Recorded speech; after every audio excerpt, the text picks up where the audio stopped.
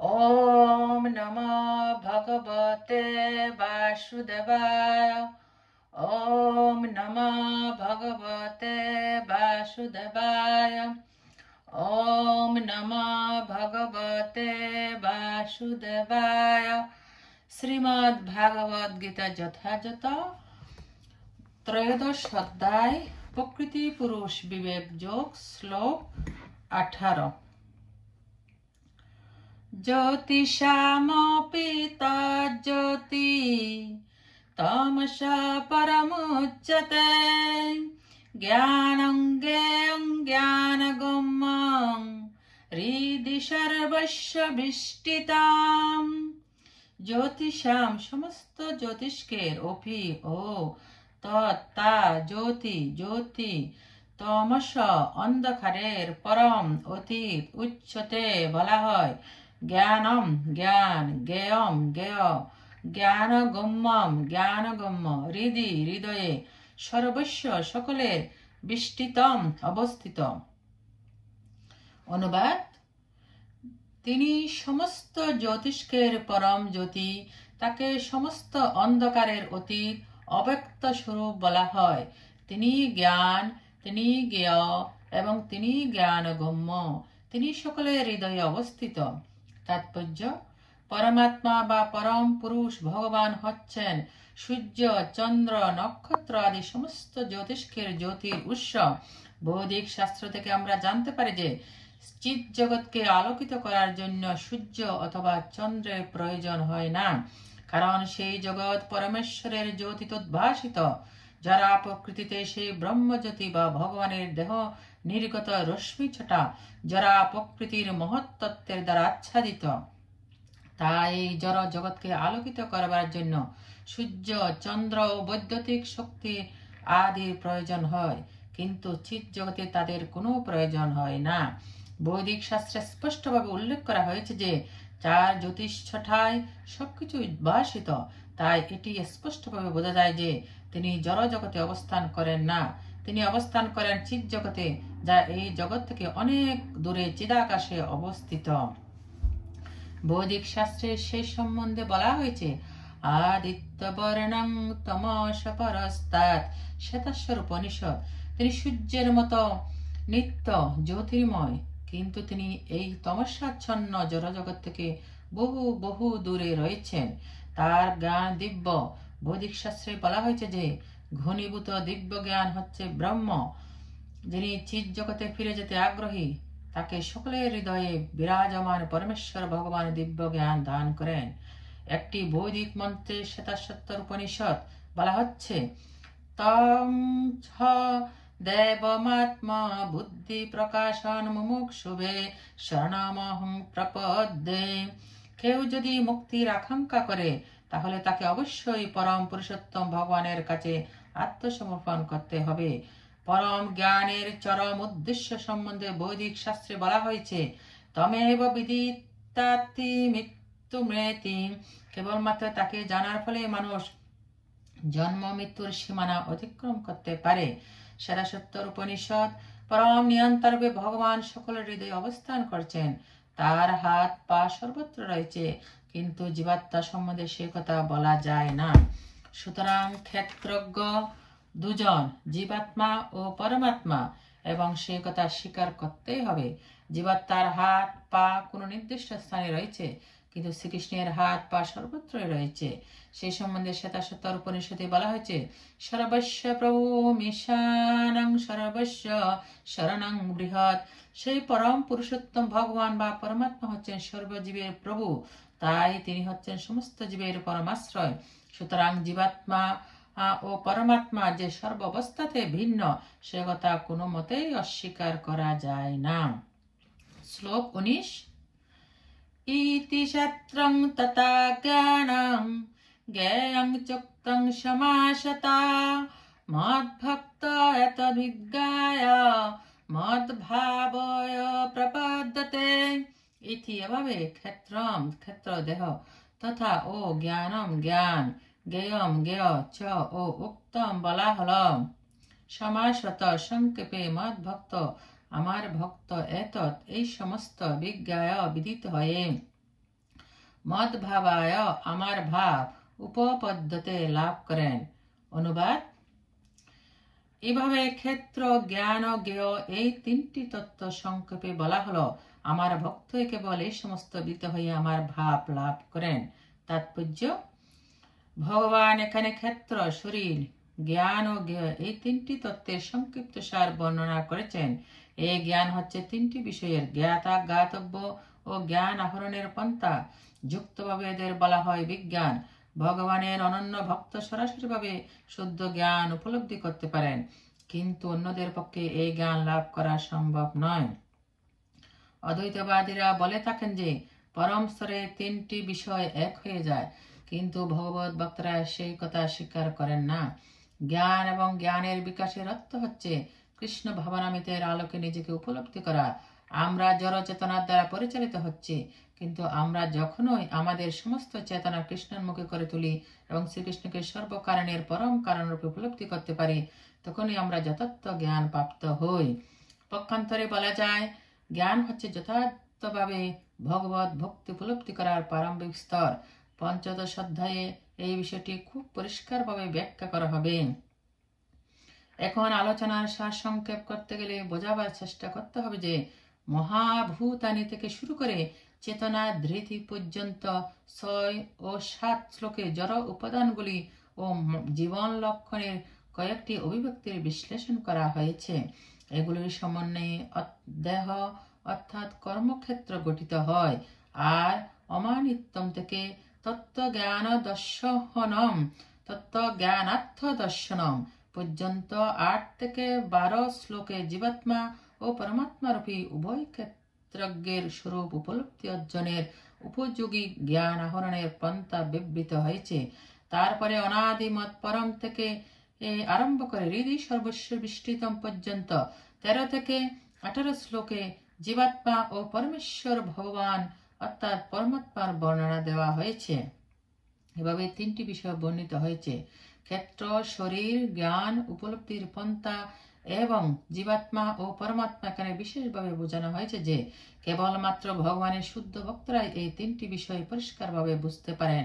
সুতরাং এইসব ভক্তদের কাছে ভগবদ্গীতা অত্যন্ত প্রয়োজনীয়। তারাই পরম লক্ষ্য পরমেশ্বর শ্রীকৃষ্ণের ভাব লাভ করতে পারেন। অন্যভাবে বলতে গেলে আর কেউ নয়, কেবলমাত্র ভক্তজনেরাই ভগবদ্গীতা বুঝতে পারেন এবং বাঞ্ছিত ফল লাভ করতে পারেন। শ্লোক 20। প্রকৃতিং পুরুষং চৈব বিদ্যনাদি উভাবপি বিকারং চ গুণং চৈব বিদ্ধি প্রকৃতি সম্ভবান। প্রকৃতি যারা প্রকৃতি, পুরুষম পুরুষ, চ ও এব অবশ্যই, বিদ্ধি জানবে, অনাদি আদিহীন উভয়, অপি ও বিকারান বিকার, চ ও গুণান প্রকৃতির তিনটি গুণ, চ ও এব অবশ্যই, বিদ্ধি জানবে প্রকৃতি যারা প্রকৃতি সম্ভবান অদ্ভুত। অনুবাদ: প্রকৃতি ও পুরুষ উভয় অনাদি বলে জানবে, তাদের বিকার ও গুণসমূহ প্রকৃতি থেকে উৎপন্ন বলে জানবে।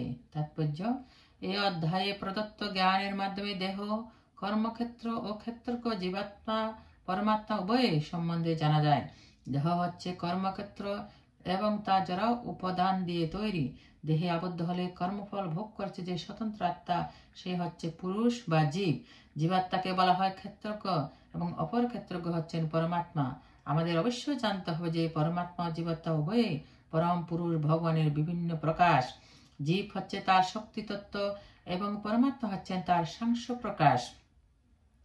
যারা প্রকৃতি ও জীব উভয়ে নিত্য, অর্থাৎ সৃষ্টির পূর্ব তাদের অস্তিত্ব ছিল। পরমেশ্বর ভগবানের শক্তি থেকে যারা প্রকৃতি প্রকাশিত হয়েছে এবং জীবও তেমনই, কিন্তু জীব হচ্ছে ভগবানের উৎকৃষ্ট শক্তি সম্ভূত। সৃষ্টির পূর্বে তারা উভয়ই ছিল। যারা প্রকৃতি নিহিত ছিল পরমেশ্বর ভগবান মহাবিষ্ণুর মধ্যে এবং মহাবিষ্ণুর ইচ্ছার ফলে মহত্তত্ত্বের মাধ্যমে আবার তার প্রকাশ হয়, তেমনই জীবেরাও তার মধ্যে আছে, কিন্তু যেহেতু তারা বদ্ধ অবস্থায় রয়েছে, তাই তারা ভগবানের সেবা বিমুখ, তাই তাদের চিদাকাশে প্রবেশ করতে দেওয়া হয় না। কিন্তু যারা প্রকৃতিতে আসার ফলে এই সমস্ত জীবকে আবার জড়কর জগতে কর্ম করবার সুযোগ দেওয়া হয়, যাতে তারা চিৎ জগতে প্রবেশ করবার জন্য নিজেদের তৈরি করে নিতে পারে। সেটি হচ্ছে জড় সৃষ্টির রহস্য। প্রকৃতপক্ষে জীব হচ্ছে মূলত ভগবানের চিন্ময় বিভিন্ন অংশ, কিন্তু তার বিদ্রোহী সুলভ প্রকৃতির জন্য সে এই জড়া প্রকৃতিতে আবদ্ধ হয়ে পড়েছে। ভগবানের উৎকৃষ্ট শক্তিজাত এই সমস্ত জীব যে কেন এবং কিভাবে এই জড়জগতের সংস্পর্শে এলো তা নিয়ে মাথা ঘামাবার কোনো প্রয়োজন নেই। কিন্তু পরম পুরুষোত্তম ভগবান অবশ্যই জানেন কেন এবং কিভাবে তা ঘটল। শাস্ত্রে ভগবান বলেছেন যে যারা জড়জগতের প্রতি আকৃষ্ট তারা জীবন ধারণের জন্য কঠোর সংগ্রাম করছে। কিন্তু এই কয়েকটি শ্লোকের মাধ্যমে আমাদের নিশ্চিতভাবে জানা উচিত যে যারা প্রকৃতির তিনটে গুণের প্রভাবে যে সমস্ত পরিবর্তন ঘটছে তা সবই যারা প্রকৃতির দ্বারা পরিচালিত। জীবের সমস্ত রূপান্তর বৈচিত্র্য সবই দৈহিক, আত্মার পরিপ্রেক্ষিতে সমস্ত জীবই একরকম। শ্লোক 21। কার্যকারণ কর্তৃত্বে হেতু প্রকৃতিরুচ্যতে পুরুষ সুখ দুঃখানাং ভক্তিত্বে হেতুরুচ্যতে। কার্য কারণ কর্তৃত্ব বিষয়ে হেতু প্রকৃতি জড়া প্রকৃতিকে উচ্চতে বলা হয়। পুরুষ জীবকে সুখ দুঃখানাম দুঃখের ভক্তিত্বে ভোগ বিষয়ে হেতু উচ্চতে বলা হয়। অনুবাদ: সমস্ত জড়ীয় কার্য ও কারণের কর্তৃত্ব বিষয়ে প্রকৃতিকে হেতু বলা হয়, তেমনি জড়ীয় সুখ ও দুঃখের ভোগ বিষয়ে জীবকে হেতু বলা হয়। তাৎপর্য: জীবের ভিন্ন ভিন্ন শরীর ও ইন্দ্রিয়ের প্রকাশ হয় জড়া প্রকৃতির প্রভাবে। 84 লক্ষ বিভিন্ন প্রজাতির জীব আছে এবং তা প্রকৃতির সৃষ্টি। জীব তার ইন্দ্রিয় সুখ ভোগের বাসনা অনুসারে ভিন্ন ভিন্ন শরীর প্রাপ্ত হয়। ভিন্ন ভিন্ন শরীরে তখন সে বিভিন্ন রকমের সুখ ও দুঃখ অনুভব করে। তার এই সুখ ও দুঃখের কারণ তার জড়দেহ এবং সেই অনুভূতিগুলি তার নিজের নয়। তার স্বরূপে সে যে নিত্য আনন্দময় সে সম্বন্ধে কোনো সন্দেহ নেই, তাই সেটি হচ্ছে তার স্বাভাবিক অবস্থা। কিন্তু জড়জগতের উপর আধিপত্য করার বাসনার ফলে জীব জড়জগতে আবদ্ধ হয়ে পড়ে। চিৎ জগতে এই সমস্ত বন্ধনের কোনো প্রশ্নই ওঠে না। চিৎ জগৎ হচ্ছে চিরপবিত্র, কিন্তু জড়জগতে সকলেই তাদের দেহগত ইন্দ্রিয় সুখ উপভোগের জন্য সংগ্রাম করে চলেছে। আর স্পষ্টভাবে বলা যায় যে এই দেহটি হচ্ছে ইন্দ্রিয়ের পরিণাম। ইন্দ্রিয়গুলো হচ্ছে কামনা বাসনা চরিতার্থ করার যন্ত্র, তাই দেহ যন্ত্রতুল্য ইন্দ্রিয়গুলো জড়া প্রকৃতির দান। পরবর্তী শ্লোকে বিশ্লেষণ করা হবে যে জীব তার পূর্বকৃত কর্ম এবং বাসনা অনুসারে সুখ অথবা দুঃখ ভোগ করে। জীবের কামনা ও কর্ম অনুসারে জড়া প্রকৃতি তাকে বিভিন্ন আবাসনে প্রেরণ করে। এই সমস্ত আবাসনগুলি অর্জনের জন্য জীব নিজেই দায়ী এবং সেই অনুসারে সে সুখ ও দুঃখ ভোগ করে থাকে। কোনো বিষয়ে জড় শরীর প্রাপ্ত হলে জীব প্রকৃতির নিয়ন্ত্রণাধীন হয়ে পড়ে। তার কারণ তার দেহটি জড় পদার্থ বলে জড়া প্রকৃতির নিয়ম অনুসারে তাকে পরিচালিত হতে হয়। তখন সেই নিয়ম পরিবর্তন করার কোনো শক্তি জীবের থাকে না। যেমন কোনো জীবকে কুকুরের দেখে রাখা হলো, যখনই তাকে কুকুরের দেখে রাখা হলো তখন তাকে কুকুরের মতোই আচরণ করতে হবে, অন্য কোনো রকম আচরণ সে আর তখন করতে পারে না। অথবা কোনো জীবকে যদি শুকরের দেহে রাখা হয় তখন সে শুকরের মতো বিষ্ঠা খেতে আর সেভাবে কাজ করতে বাধ্য হয়। তেমনই কোনো জীবকে যদি দেবতা শরীরে রাখা হয় তখন তাকে তার সেই দেহ অনুসারে আচরণ করতে হয়। এটি হচ্ছে প্রকৃতির নিয়ম। কিন্তু সর্ব অবস্থাতে পরমাত্মা জীবাত্মার সঙ্গে রয়েছেন। বেদে মুন্ডকোপনিষদ তার ব্যাখ্যা করে বলা হয়েছে, দাস শূর্পণা সযুজা সখায়া। পরমেশ্বর ভগবান জীবের প্রতি এতই দয়াশীল যে তিনি সর্বদাই তার পরম বন্ধুর মতো পরমাত্মারূপে তার সঙ্গে সঙ্গে থাকেন। শ্লোক 22। পুরুষ প্রকৃতিস্থ হি ভুংস্তে প্রকৃতিজান গুণান কারণং গুণসঙ্গস্য সৎসজনি জন্মসু। পুরুষ জীব প্রকৃতিস্থ জড়া প্রকৃতিতে অবস্থিত হয়ে হি অবশ্যই ভুংস্তে ভোগ করে প্রকৃতিজান প্রকৃতিজাত গুণান গুণসমূহ কারণম কারণ গুণ সঙ্গ প্রকৃতির গুণের সঙ্গ প্রভাবে অবশ্য এই জীবের সৎসৎ ভালো মন্দ যোনিতে জন্ম হয়। অনুবাদ: যারা প্রকৃতিতে অবস্থিত হয়ে জীব প্রকৃতিজাত গুণসমূহ ভোগ করে প্রকৃতির গুণের সঙ্গবশতই তার সৎ ও অসৎ জনিসমূহে জন্ম হয়। তাৎপর্য: জীব কিভাবে এক দেহ থেকে আরেক দেহে দেহান্তরিত হয়ে তা বোঝার জন্য এই শ্লোকটি অত্যন্ত তাৎপর্যপূর্ণ। দ্বিতীয় অধ্যায়ে ব্যাখ্যা করা হয়েছে যে পোশাক পরিবর্তন করার মতো জীব এক দেহ থেকে আরেক দেহে দেহান্তরিত হয়। জড় অস্তিত্বের প্রতি আসক্তি হচ্ছে এই পোশাক পরিবর্তনের কারণ। জীব যতক্ষণ এই ভ্রান্ত প্রকৃতির দ্বারা মহাচ্ছন্ন থাকে ততক্ষণ তাকে এক দেহ থেকে আরেক দেহে দেহান্তরিত হতে হয়। জড় জগতের উপর আধিপত্য করার দুরাশার ফলে সে এইরকম অবাঞ্ছিত অবস্থায় পতিত হয়। জাগতিক কামনা বাসনার প্রভাবে সে কখনো দেবতার রূপে জন্মগ্রহণ করে, কখনো মানুষ রূপে জন্মগ্রহণ করে এবং কখনো পশু, পাখি, জলচর প্রাণী, পতঙ্গ, সাধু সন্ত অথবা পোকা মাকড় অথবা ছাড় পোকা রূপে জন্মগ্রহণ করে। সর্বক্ষণই এই দেহান্তর ঘটে চলেছে, আর সর্বাবস্থাতে যে মনে করেছে যে সে তার পারিপার্শ্বিক অবস্থার নিয়ন্তা, কিন্তু প্রকৃতিপক্ষে সর্বাবস্থাতে সেই জরা প্রকৃতির নিয়ন্ত্রণাধীন। কিভাবে যে বিভিন্ন শরীর প্রাপ্ত হয় সে কথা এখানে ব্যাখ্যা করা হয়েছে। তার বিভিন্ন শরীর প্রাপ্তির কারণ হচ্ছে প্রকৃতির বিভিন্ন গুণের সঙ্গে তার আসঙ্গ। তাই প্রকৃতির তিনটি গুণের ঊর্ধ্বে উন্নীত হয়ে গুণাতীত অপাকৃত স্তরে অধিষ্ঠিত হতে হবে। তাকে বলা হয় কৃষ্ণ চেতনা। কৃষ্ণ চেতনা অধিষ্ঠিত না হলে তার জড় চেতনা তাকে এক দেহ থেকে আরেক দেহে দেহান্তরিত হতে বাধ্য করবে, কারণ অনাদিকাল ধরে তার হৃদয়ে জড় কামনা বাসনাগুলি রয়ে গেছে। তাই তার এই চেতনার পরিবর্তন করতে হবে। সেই পরিবর্তন সম্ভব হয় কেবল নির্ভরযোগ্য সূত্র থেকে শ্রবণ করার মাধ্যমে। তার শ্রেষ্ঠ নিদর্শন এখানে দেওয়া হয়েছে। অর্জুন পরমেশ্বর ভগবান শ্রীকৃষ্ণের কাছ থেকে ভগবত তত্ত্বজ্ঞান শ্রবণ করেছেন।